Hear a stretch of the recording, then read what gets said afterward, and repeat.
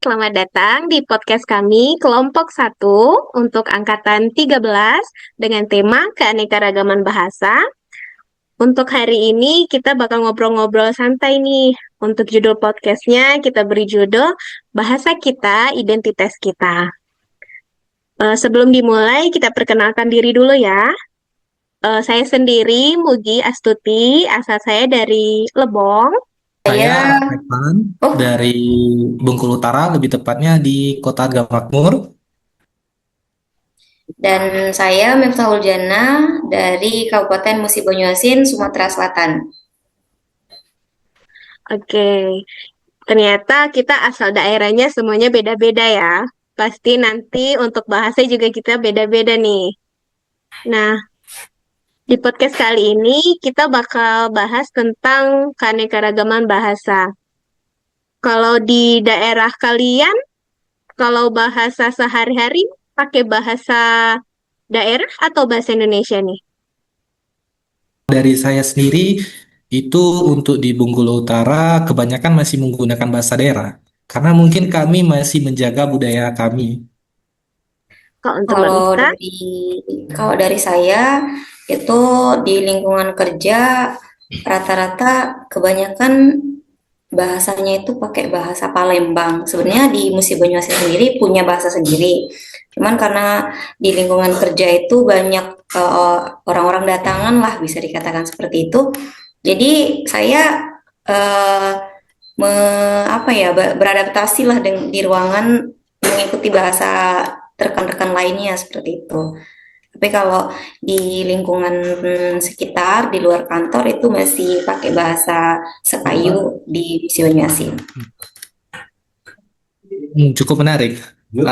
Di Bengkulu Utara pun juga sedikit terpengaruh sama bahasa Melayu yang kadang kalau kita ngobrol sesama teman yang lain itu agak suka bingung, terutama teman-teman yang di luar daerah Bengkulu Utara. Kalau Mbak Mugi sendiri, sama sih kalau di kantor dan di daerah sini juga dari berbagai daerah ya. Ada yang dari Palembang, ada yang dari Jawa. Jadi di lingkungan pun jarang menggunakan bahasa daerah seperti itu. Kalau untuk saat ini nih, biasanya kan udah banyak nih bahasa-bahasa seperti bahasa anak gaul.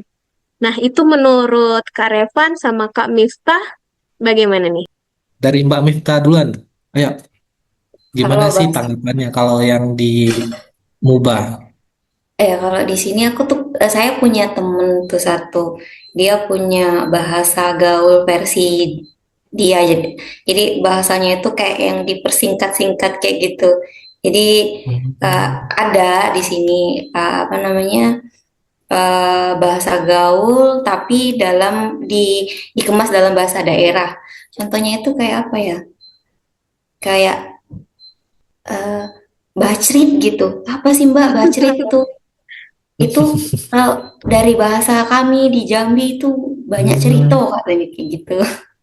Oh, Kalau dari Mbak Mugi Oh, sama keren, keren, keren. Mas Revan sendiri itu gimana? Kalau untuk di Bengkulu Utara itu kebanyakan masih pakai bahasa Rejang.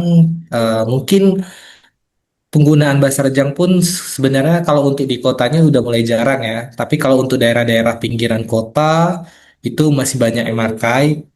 Kalau untuk keseluruhan, kebanyakan orang Bengkulu Utara itu menggunakan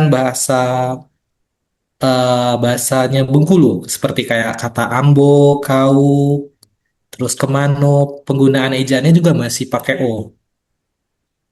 oh Kalau gitu. untuk Mbak Mugi sendiri, gimana?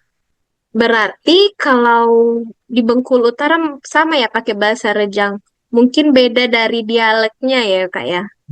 Benar, benar, benar.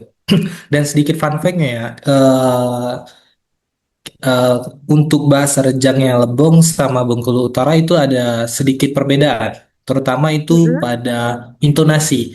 Kalau untuk di Bengkulu Utara sendiri itu bahasa Rejangnya mungkin intonasinya lebih santai tapi penekanannya lebih tegas. Beda sama Lebong yang biasanya untuk bahasa Rejangnya itu intonasinya lebih cepat dan eh, mungkin kurang pekat seperti dialek di Bengkulu Utara. Oh gitu.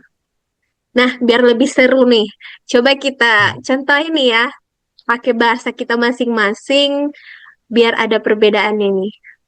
Untuk kalimat bebas lah ya. Contohnya aku nih dari Lebong, bahasa Rejang, untuk ngomong apa kabar, itu ngomongnya Jano kabar gitu. Kalau Hmm. dari Mas Rifan, Mbak Mita, Jano ya, apanya tuh Jano ya. iya Jano.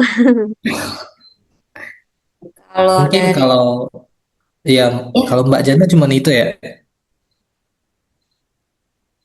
kalau kami lebih ke kalau di musik Banyumasin lebih penekannya ke E, jadi akhirannya Hmm, pakai E. Ya, jadi contohnya ape. kayak kemana, apa gitu. Dia E-nya itu bukan Jadi kalau Oh, iya, jadi ada yang akhirannya pakai tapi daerah mana ya? Oki kalau nggak salah gitu. Apa gitu ya. namanya? Kalau yang kami Menarik, pakai menarik, menarik. E. Jadi kalau apa Hmm, kabar itu kami biasanya tuh namanya kabar gitu. iya, oke, oke, Oh, oke. jadi Name. Itu Iya, name. name jadinya. Name, name kabar gitu. Hmm. Kalau Bengkulu Utara sendiri sih sebenarnya saya ini bukan orang asli sini ya. Dalam artian bukan orang Rejang, jadi tidak bisa mengartikan. Cuman kebanyakan di lingkungan saya masih menggunakan bahasa Bengkulu yang notabene masih menggunakan kata O, misalnya kayak apa kabar, ndak kemano gitu. Kalau dari obrolan kita, memang tantangannya saat ini yang paling besar itu bahasa gaul ya istilahnya, bahasa anak Iya, yang bahasa gaul. sekarang. Jadi bahasa daerah kita, bahasa induk kita tuh jadi terlupakan gitu ya. Banyak gitu. Dari kita tuh nggak bisa bahasa daerah gitu. Mungkin pengaruhnya salah satu ya, itu yang sering terjadi sekarang mungkin karena sudah banyaknya percampuran budaya di suatu daerah. Jadi kekentalan suatu bahasa itu sudah mulai agak berkurang. Terutama itu di daerah Bengkulu Utara, karena di daerah Bengkulu Utara banyak apa suku yang dari luar Bengkulu, terutama seperti Lampung, dari Padang, dari Jawa, gitu. Jadi penggunaan bahasa daerah pun di bahasa Rejang di daerah Bengkulu Utara itu udah jarang. Dan ini nih, aku mau ngasih suatu fun fact ya, masalah suku Rejang, terutama bahasanya ya. Hmm, Dari beberapa artikel yang aku baca tentang suku Rejang, itu merupakan suku tertua di eh, Pulau Sumatera. Nah, salah betul satu betul. contohnya itu yaitu di suku Rejang itu memiliki aksaranya tersendiri. Itu yang Hmm, membuatnya menjadi salah satu suku tertua di Sumatera. ya namanya itu Kaganga kalau nggak salah. Ya, Kaganga kalau kita bisa nyebutnya.